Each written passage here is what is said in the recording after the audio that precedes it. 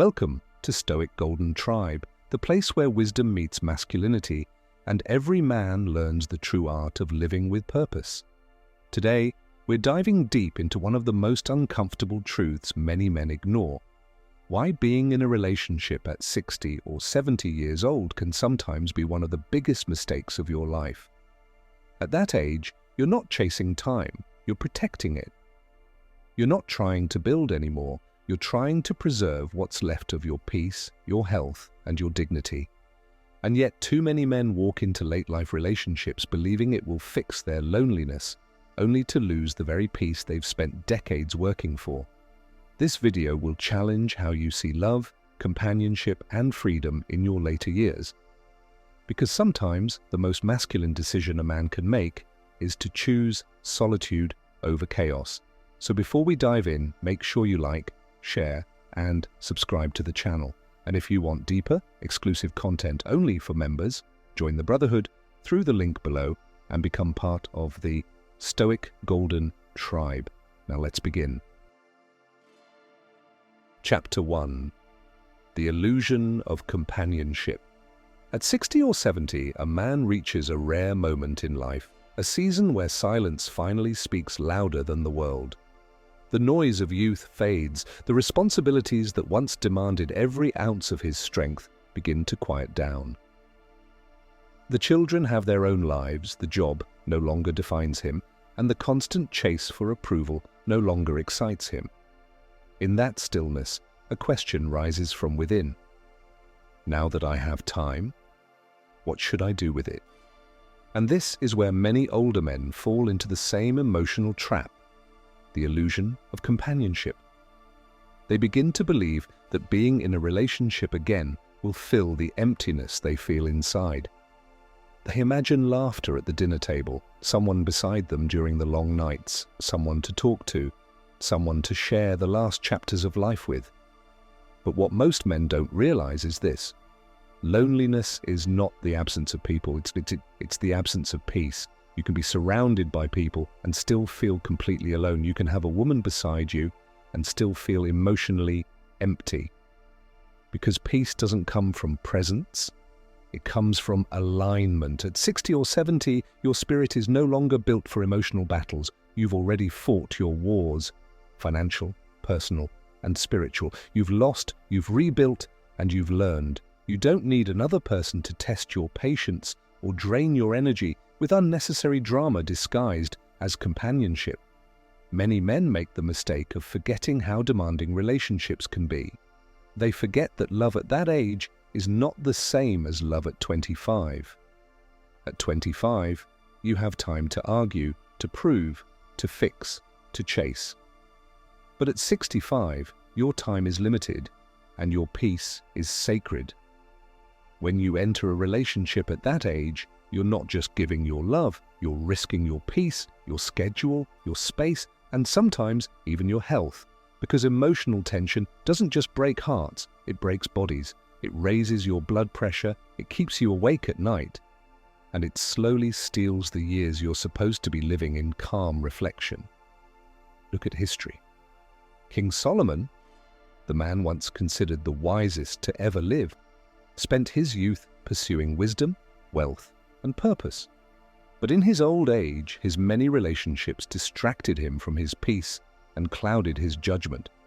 Even the wisest man can lose himself when he forgets that not every connection brings completion. In modern times, you see the same story repeated. Older men, often financially stable, seek companionship only to discover they've become caretakers of someone else's emotional chaos.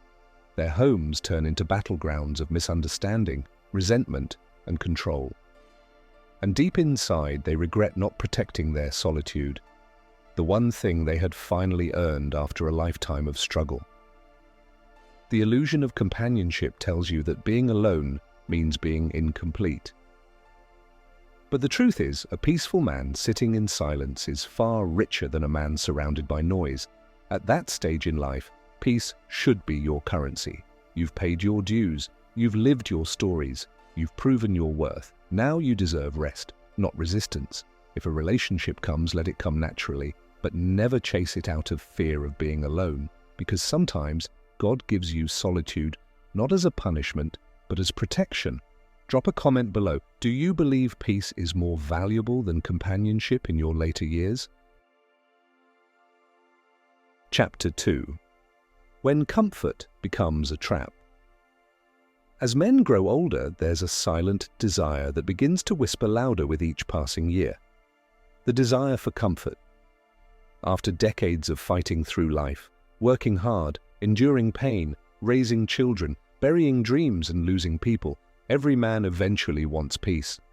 He wants to wake up without pressure, eat without worry, and sleep without fear. But here lies the danger. Comfort can deceive you. It can disguise itself as love. It can make you believe that companionship will bring you peace, when in truth, it might quietly take it away. At 60 or 70, your heart still remembers the warmth of affection. It still remembers what it feels like to have someone listen to your stories, someone to share your meals with, someone to care whether you made it home safely. There's nothing wrong with wanting that. It's human. But the problem begins when you start chasing comfort instead of clarity. When comfort becomes your goal, you stop thinking with your mind and start reacting with your heart. You begin to overlook small lies because you don't want drama. You start saying, "I'll let it go," just to avoid arguments. You begin accepting half love because you're afraid full solitude might hurt more. But that's how peace begins to leak out of your life. Slowly, quietly, one compromise at a time. Every man must understand this. Comfort without boundaries is a trap. It makes you too soft to protect yourself, too gentle to say no, and too fearful to walk away when something no longer feels right. In your younger days, you had energy to fight those emotional storms. At 25, you could argue, rebuild, and start again. But at 65, that same emotional turbulence could break your spirit, or even your health.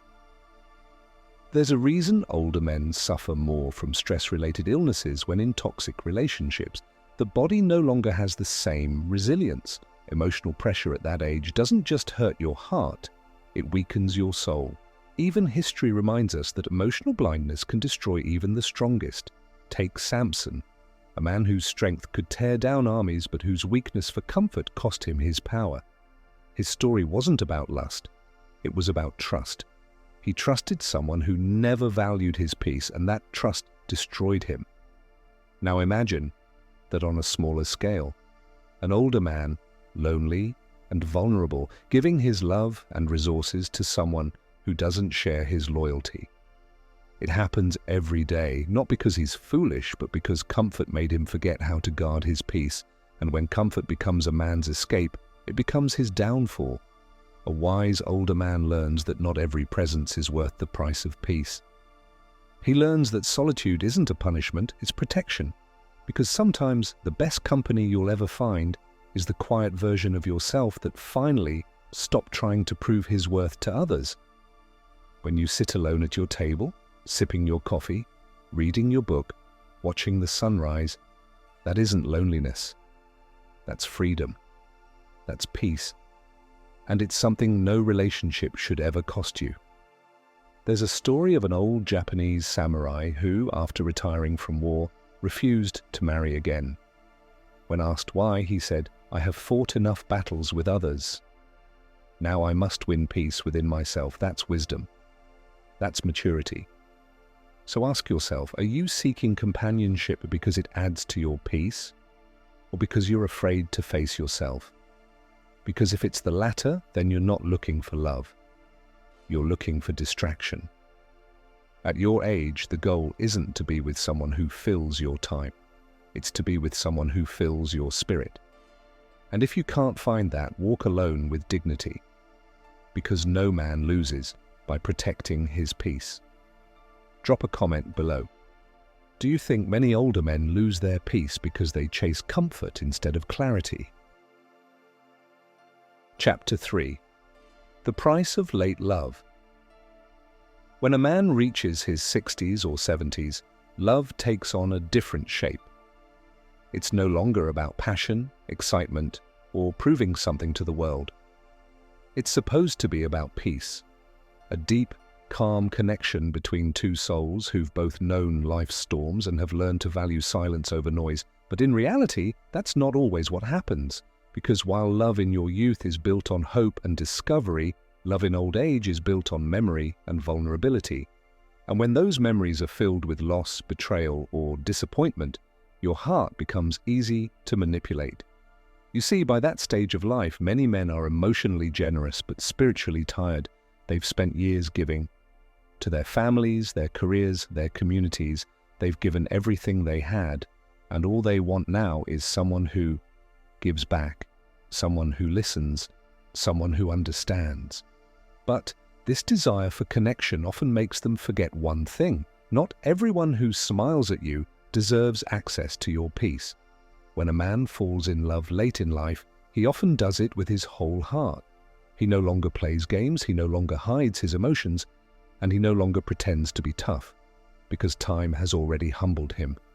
But that same vulnerability can make him an easy target for emotional manipulation, especially if the woman he chooses doesn't understand the weight of his journey. He might find himself constantly trying to please, trying to adapt, or trying to explain himself, just to avoid losing her. But here's the truth. If love at 70 feels like a battle, then it's not love, it's bondage. Late love often comes with hidden costs. The cost of emotional dependence, the cost of lifestyle changes, the cost of financial strain, and sometimes the cost of your legacy itself. Many men, especially those who've worked hard to build their stability, end up losing it all, not because of bad luck, but because of misplaced trust. They forget that love should never require you to abandon your boundaries. If she truly loves you, she'll protect your peace, not pressure it. History and literature are filled with men who learned this lesson too late. Take Mark Antony, the powerful Roman general. In his later years, his love for Cleopatra blinded his judgment. His emotions clouded his logic, and his heart led him where his discipline once refused to go. And in the end, his empire crumbled, not because of enemies, but because of emotion. That's the danger of late love. When your body slows down but your emotions still move fast, it's easy to make decisions your mind can't sustain. You begin to ignore logic because you crave warmth. You begin to give too much because you fear time is running out. You begin to tolerate disrespect because you think, maybe this is better than being alone. But it's not. It never is.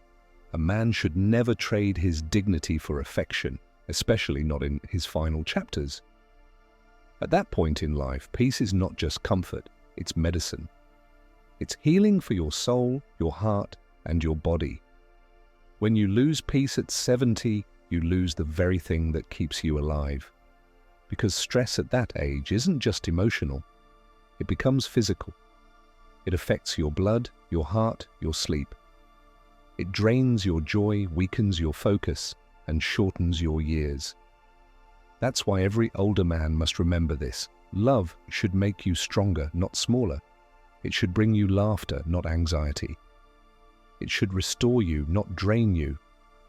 If being with someone makes you feel uncertain, anxious, or misunderstood, it's a sign that you're trying to plant peace in poisoned soil. You can't build a calm life with someone who lives in chaos. And at 70, your soul deserves a soft landing, not another war. Look at old philosophers like Epictetus and Seneca. They spoke often about emotional discipline in later life. They taught that wisdom means knowing when to walk away from anything that disturbs your inner stillness. To them, solitude was not emptiness. It was freedom from illusion. That's how a wise man must think in his later years. He must guard his heart like a king protects his crown. Not out of fear, but out of understanding that not every visitor comes with love. Some come with hunger. If love arrives in your 60s or 70s, welcome it with open eyes, not open weakness. Don't let loneliness speak louder than logic. Don't let attention make you forget your worth. And don't let fear of dying alone make you accept a life that kills your spirit slowly. Because the truth is this: there's no greater tragedy than a man who survives the world but dies in someone else's chaos. You don't need a woman to complete your story. You just need peace to finish it well. Drop a comment below. Do you believe love in old age is worth the price of peace? Or should a man protect his solitude until the end? Chapter 4. The Freedom of Solitude. There comes a time in every man's life when he finally understands the difference between being alone and being at peace. For most men, that understanding doesn't come in their 20s or 30s. It comes later, after they've lived, loved, lost, and learned.